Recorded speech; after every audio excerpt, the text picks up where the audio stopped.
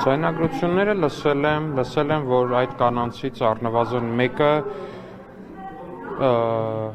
ինչ-որ մի կնոջ կամ տղամարդու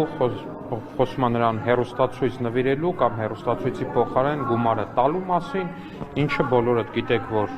հակաօրինական է ընտրական շրջանում, ես էլ չեմ կարող նման բան անել, մյուս քաղաքական թիմերի ներկայացուցիչներն էլ չեն կարող նման բան անել, ով էլ նմանատիպ բան անի, պետքա համապատասխան քրեաիրավական գնահատական ստանա դա, բայց մի վարքյան։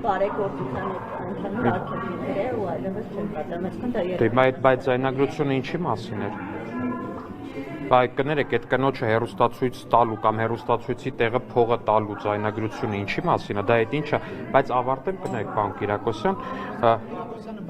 Դե թվաց ուզում եք ասեցի, ի սկզբանե զգուշացնեմ, որ ավարտեմ, բայց պիտի ասեմ, որ սա ուղղակի ես չգիտեմ ինչ աստիճանի խայտառակություն է, որ իրանց ուժեղ հռչակած ձյաձյաները, իրանց ձյաձյաների տեղ դրած ուժեղ մարդիկ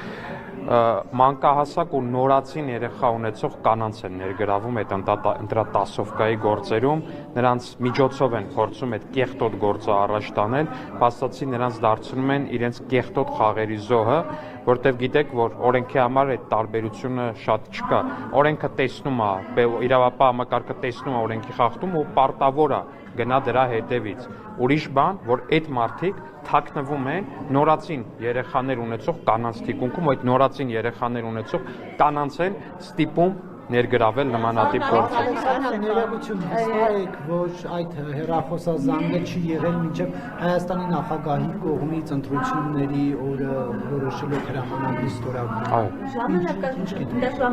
Հակառակ կներեք, հակառակ պարագայում այս քրեական գործը իմաստ չէր ունենում։ Այսինքն վստահում եք քննչական։ Վստահում եմ քննչական կոմիտեի